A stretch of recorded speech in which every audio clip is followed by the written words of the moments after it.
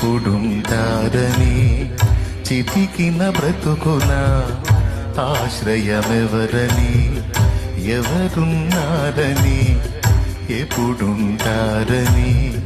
చితికిన బ్రతుకున ఆశ్రయమెవరని నీవే లేకపోతే నేనేమై ఉందును దేవా నీవే లేకపోతే నేనేమై ఉందును దేవా ఉన్నావు నాకై ఇమ్మానుయేలుగా ఉంటావు తోడై యెహోవా షమ్మాగా ఉన్నావు నాకై